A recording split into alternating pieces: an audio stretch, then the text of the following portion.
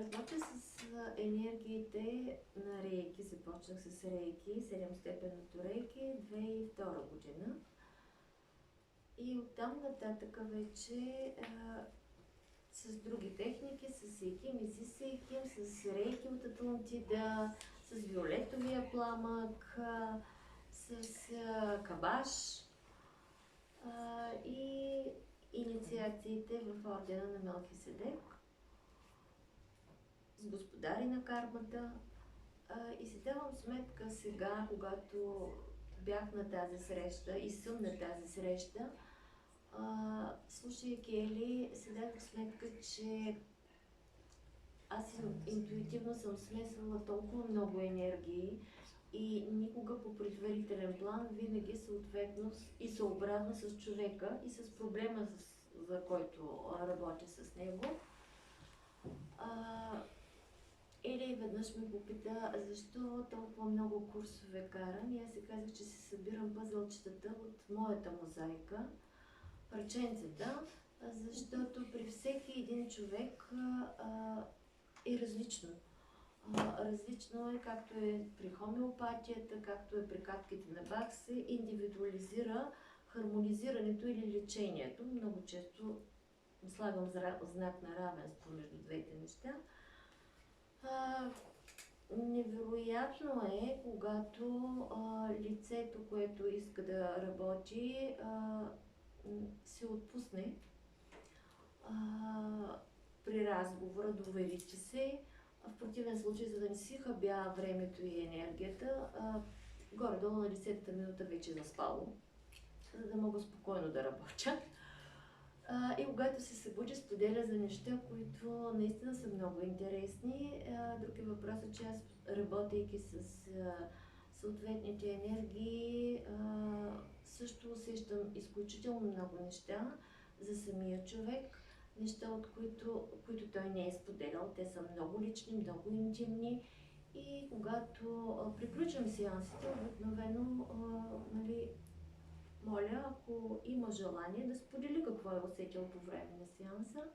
Споделям и някои от тях питат, ами ти усети ли нещо, докато работеше с мене?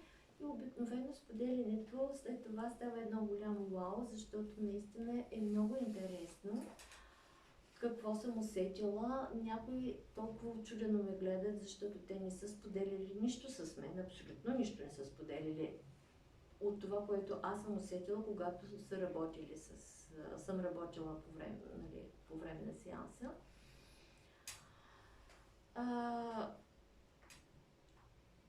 Много са силни нещата, особено ако се комбинират и то интуитивно. Като отворени системи, и ако не се страхувате да творите, значи всичко е окей.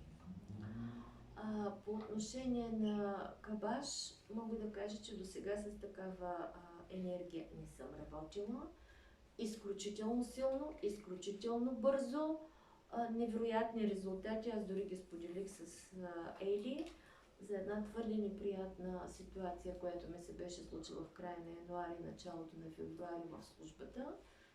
Буквално се чувствах като разпъната на кръст, и когато вече бях изчерпала всичките възможности, минах и през молитви и така нататък. Последния ден реших, че ще направя една от дъбраките, която управлява справедливо. Не знам по какъв начин подейства това нещо, но на другия ден беше невероятно спокойно, защото аз исках просто следващия ден да мине без каквито и да е сътресения и да минат сроковете, които ме притискаха. Толкова бързо минаха нещата и най-очудващото беше, че отидох си спокойна. Не мога да кажа разтоварена, защото де-факто нямаше никакво решение на проблема, но не мога да споделя проблема, защото си е служебна тайна. Мога само да кажа, че когато вече отидох последващия ден, това беше в неделя, когато го направих. Понеделника беше мирно и тихо в очакване какво ще кажат висшестоящите в София. Пък те нищо не казаха до края на работния ден.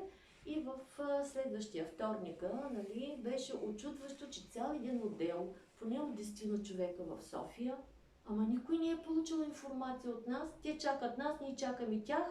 Сроковите давностните изтекоха и нещата се разрешиха. Ей така с щракване на пръсти, по начин, който наистина е най-правилният. Защото наистина беше изчерпано всичко възможно, като убеждения, като доказателства, като каквото искате, кажете. Това беше. Люси, да ти задам един въпрос. Да. Можеш ли да степенуваш енергиите Рейки, Каруна, Изи Сейким и Сейким? Би ли ги степенувала по сила и по възможности? Рейки, нали, класическото рейки, което аз съм учила, 7-степенното рейки, то си е на 7-те нива, които... И то не е класическо. Класическото е на Микао Суи, което е с 4-те символа. Вие учите други неща там на 7 степен. Значи историята на това класическо рейки, което аз казвам, нали, което е 7-степенното, то е точно японското, но няма да го спорим. Не. Така, значи там енергията си е достатъчно висока, особено ако се работи с определени символи. Много са силни изчистващите символи там. Да, но можеш да ги степенуваш, примерно. Рейки, това, което аз съм учила, рейки от Атлантида.